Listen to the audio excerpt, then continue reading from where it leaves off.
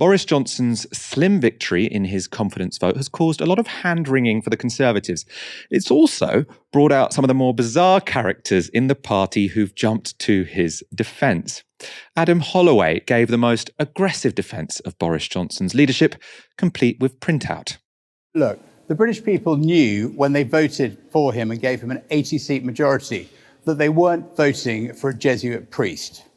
We then went through the pandemic, where, in my view, the guy did quite brilliantly. He had a child, he nearly died from COVID, he was running what was effectively a wartime headquarters with over 300 pass holders, thousands more in other government departments. And what we've seen over the last 4 months is a drip, drip, drip of stuff that has amounted to nothing factually, but has actually really damaged his reputation with people like my constituents who send me emails saying things like, can I assure them that, I haven't been to one of Boris's receptions for MPs? I mean, this is preposterous. He was not hanging out with his mates. He was hanging out with civil servants, many of whom didn't vote for him. But you admit the damage, though, to his reputation. I think there's great damage to the reputation of politics. And I think it's also, at some point, it should do great damage to organisations like the BBC. I mean, this programme that I'm on now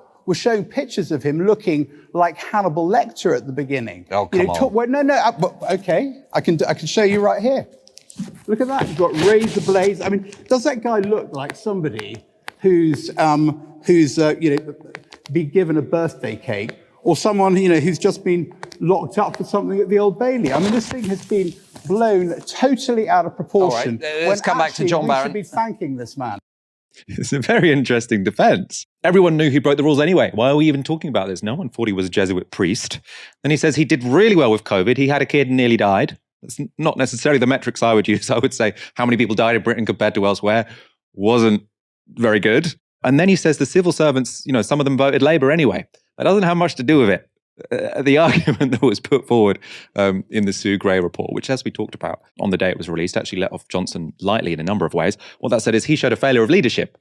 And people were having parties consistently when the rest of us were locked down. Now, it doesn't matter what party those people were voting for. That fact remains. I have to say, I was actually slightly impressed that he had got round to using his iPad to screenshot the opening credits of Newsnight, even if it did make him look, a little bit deranged.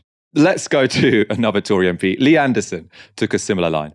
The man who's lied to the Queen, lied to the House of Commons, lied to the public, and they don't trust him anymore. What people see, Gita, is a witch hunt led by the BBC, led by the Labour Party and the mainstream. It's the Conservative MPs who voted, not any of the media. Had it in for Boris from day one. It's been a massive witch hunt. It's about time he got off his back. Let him crack on with running the country. Come back and talk to me in 2 years' time when he's delivered on his promises, and then we'll see where we are. There is no witch hunt, I can assure you, from the BBC or any of... My inbox is full of people complaining about the BBC all the time, saying it should be defunded. It's a massive witch hunt by you and the Labour Party and the mainstream media. You're on his case all the time. Even now, you don't want to let this drop, are you? You're going to go on and on and on. Well, it's not about letting us drop, and it is not a witch hunt by anyone in the press. Our job is to ask questions of all politicians, which is what we do, regardless of party.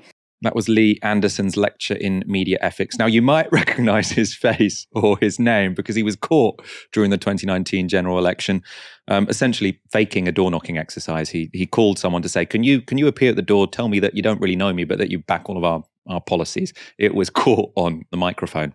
Unfortunately, I think that was in the Daily Mail. Very entertaining. When Johnson's outriders weren't blaming the media, they were blaming people who'd lost loved ones to coronavirus. This was Brendan Clark-Smith responding to Labour MP Nadia Whittome. How can you look your constituents in the eye, someone who went to their grandparents' funeral on Zoom, and tell them that you failed in your duty to force the Prime Minister to resign? It's not my duty at all, Nadia, and I'll be honest, I'm getting a bit sick and tired of people using personal tragedies and what's happened with COVID to try and further their party political agendas. And really, there are people who dislike Boris Johnson for winning the general election. They dislike him for Brexit. Some dislike his character. And I find it really distasteful, I think, that the way COVID is continually being pushed as a way of forcing him out. So it's distasteful that people who lost loved ones during coronavirus and potentially didn't go to their funerals because they were following the rules are a little bit upset when it turns out that Boris Johnson and hundreds of people in Downing Street appear to have broken those rules. I mean, all the polling shows the people annoyed about this are not just people who didn't like Brexit. They're not just people who didn't like the Conservatives winning the 2019 election. And I don't really get what he means by saying these are just people who don't like Boris Johnson's character. I mean, they don't like Boris Johnson's character because his character has been quite fairly revealed. It's a little bit circular, that argument. James, I want to go to you on this. What do you make of those performances from Boris Johnson's outriders?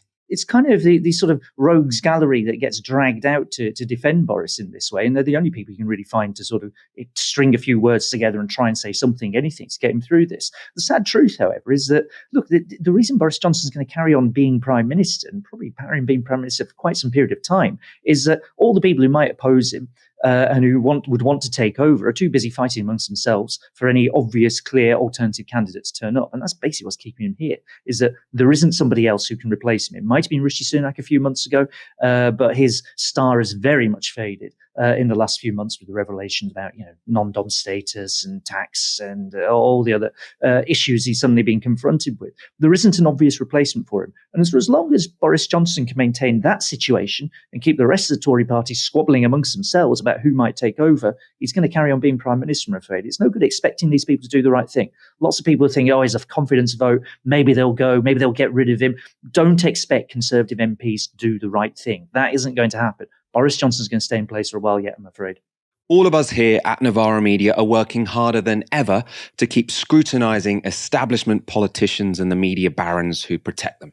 We don't have billionaire funders. We don't have advertising partnerships. We're funded entirely by you. If you've ever thought about supporting us, now's the time to go to novaramedia.com/support and donate anything you can from just £1 per month. Defy the corporate media. Join our monthly supporters and help build our supporter base to 10,000 strong.